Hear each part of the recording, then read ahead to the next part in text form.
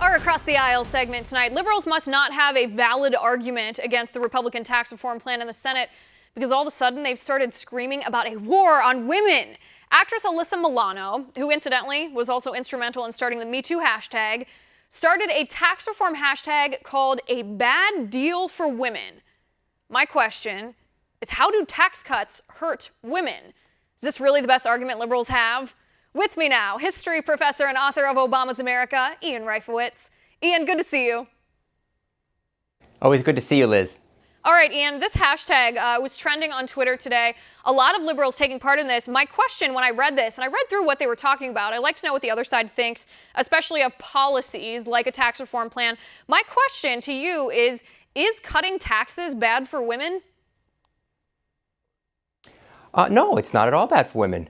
But this tax plan isn't going to cut taxes for most people. So I read through, the hashtag bad deal for women as well. I will say that it's more accurate than the hashtag war on Christmas and some of the other things we've seen on the right in recent years.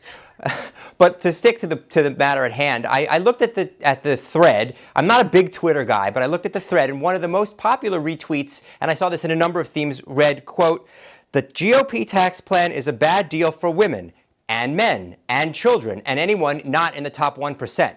So generally, that was the tone. It was about economic issues. I think the hashtag bad deal for women is like any other marketing or political piece of marketing, something to attract people's attention. But right, the bulk that's of the exactly what it about is. Economics. That's exactly what it is. It's propaganda. They want to make it. I mean, their knee-jerk reaction from the left, when they have a problem with a political issue, they either say, oh, it's racist or it's misogynistic. Nothing else. Nothing. They can't articulate exactly what their problem with the policy is. They just have to make it seem like Republicans hate minorities or Republicans hate women, neither of which is true. Clearly. But I mean, you're talking about the top 1%. That is a phony talking point that we've heard from the left for years and years and years when it comes to cutting taxes. If you look at the tax brackets, if you look at what the Senate plan, the Senate tax reform plan does to the tax brackets, it lowers people's tax brackets. And the people who get the lowest or the biggest cuts, meaning the lowest rates, are the middle class, not the top 1%. Well, actually, I looked at this CBO's report on the Senate tax bill, and I want to get this data right. Here's what it said. As of 2019, only a year or so from now, Americans earning less than $30,000 a year will be worse off thanks to the Senate bill. By 2021, that's the case for Americans earning under $40,000. And by 2027, it says most people earning less than $75,000 a year will be worse off under the Senate bill. The biggest beneficiaries will be people earning more, families earning more than $1 million a year, and those earning between $100,000 and $500,000. So the people earning below $75,000, middle-class Americans, working-class Americans, will be worse off, according to the CBO, appointed Congressional Budget Office, whose leader is appointed by the Republicans. They'll be worse off under the Senate tax plan. Right. That is not helping men, women, or anybody in the middle class. Okay, first of all, has the CBO been correct in the past when they gave predictions about Obamacare and how many people were going to sign up and what was going to happen to premiums and deductibles? Were their predictions accurate in advance? The answer to that is no, they weren't accurate. So no, they weren't accurate. They weren't even close to accurate. They revised it, and their revised predictions weren't even close to accurate. So forgive me if I'm skeptical of their analysis here. The second part of it is they're not factoring in what's going to happen secondarily when it comes to repealing the individual mandate for Obamacare. That's the first step in repealing Obamacare.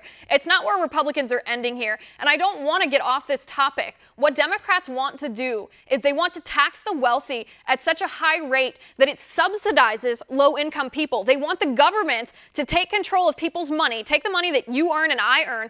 They want us to give it to them involuntarily, and they'll give it to people who don't work. Not as safety nets, not with compassion, just so that there is a quote-unquote equal playing field, so that there is no wealthy and there is no quote-unquote low-income people. And we know, you're a history professor, Ian, you know that doesn't work. There was a lot there for me to unpack. I'm going to try to remember each of what things that you said and go through them point by point. One is I've done my research on the CBO and Obamacare specifically. You know that the CBO was wrong when they estimated the cost of Obamacare. It came in 1/3 lower than the cost initially estimated by the CBO. Obamacare worked out better than the CBO predicted. And they were right on in terms of the number of people and the percentage of Americans who would gain coverage as a result of Obamacare. So that's number two. No, they weren't. Yes, they weren't. Yes, no, they weren't. Look at the numbers, yes, Ian. They were. When they predicted that 20 million did. people would gain coverage under Obamacare, how many people signed up? 11 million. A couple more 20 million million were funneled to Medicaid, and that's all. It's not even close that's not even close to accurate. We can't base our assumptions on the predictions of an agency who hasn't gotten something correct in the past. No offense to the CBO, nonpartisan as they may be, they're simply not good at their job. First of all, their job is written into law. So if the Republicans want to appoint the people who run the CBO and then ignore them, that's their prerogative. But they were accurate on Obamacare. And if you like, you can look at the numbers. It wasn't a couple million funneled into Medicaid. It was a huge number of people funneled into Medicaid, which was something that was very positive for those people's health and even for the bottom line of the American taxpayer, because those are people not going to the emergency room. They're getting better care. They're getting preventative care. So their long-term health costs to the system are lower.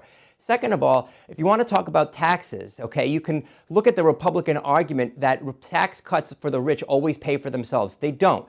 The Bush tax cuts in 2001 and 2003 did not pay for themselves. The deficit ballooned. The Reagan tax cuts in the early 80s had to be reversed by tax increases that Reagan signed, that Bruce Bartlett, who worked for Reagan and Bush, said were necessary in order to undo the tax cuts that Reagan put in place. The version of liberalism that you described there is not liberalism. It's Castro-style socialism, and that's very, very different from the kinds of policies that Barack Obama and the American Democratic Party are putting through. No, it isn't. Go through them line by line. It's the beginning of that. I mean, one of the top two major candidates in the Democratic Party last year in the election, Bernie Sanders, actually calls himself a democratic socialist. Elizabeth Warren adheres to the same type of tax policy. All Democrats do, all elected Democrats do, even if they're afraid to say the word socialism because it's such a buzzword. This is where it starts. Ian, let me ask you, who pays the majority of income tax in our country? The wealthy pay the majority of income tax. Absolutely. They do, and they pay it not because there's a flat tax rate. That's only one form of taxation. No, they pay that much, not because there's a flat tax rate and they make more than other people. They pay it because it's a progressive taxation system where they pay 50% of what they earn to the government just because they happen to earn more. Ian, is that fair?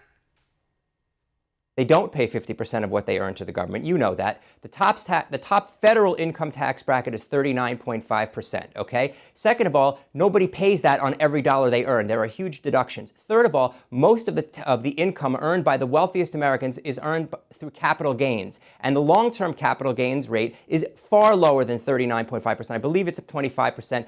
Actually, that's the short-term rate, 25%. If you hold it for long-term, it's 20%. So nobody who is that wealthy is paying even 39.5%. The top 1% pays over 90% of the income tax in our country. It doesn't matter what you say. The fact of the matter is they pay the majority of taxes in our country.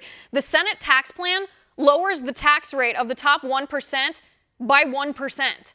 1%. This is not a massive tax cut for the rich compared to heaping more taxes on the middle class. It's opposite of that. The middle class are going to take more home with their paycheck, and the top 1%, yeah, they're going to get a tax cut, and there's nothing wrong with that, but it's not going to benefit them at the cost of the middle class. That's ridiculous to suggest, and anybody who can read this would know that, and I think that we can see the proof of that when people like Alyssa Milano and all these other talking heads from the left immediately pivot to the talking point that this is bad for women. They're not thinking about women. They're not thinking about women who work, who are going to be able to take home more of their paycheck. They're not thinking about women whose tax rates are going to be lowered. They're not thinking about women business owners who are going to pay lower corporate tax rates, who are going to be able to hire more women, create more jobs for women. They're not. They're just trying to target Republicans as sexists. We're out of time, but you can have the last word. Look, at the end of the day, look at the data. The overwhelming majority of the money is being funneled to the people at the very top, and people at the bottom will pay more, both in taxes and because of the inevitable spending cuts that will come tomorrow when Republicans suddenly rediscover their concern about the deficit, something they're ignoring today. And they should cut some of the things because there's so much wasted spending. We'll have to save that for a different segment because we are out of time. Ian, thanks for coming on the show. All right, guys, our final tipping point of the night. The Archbishop of Canterbury, the head of the Church of England, says he doesn't understand how Christians can support Donald Trump. So I'll tell him why, because it is not that hard to understand. We'll be right back.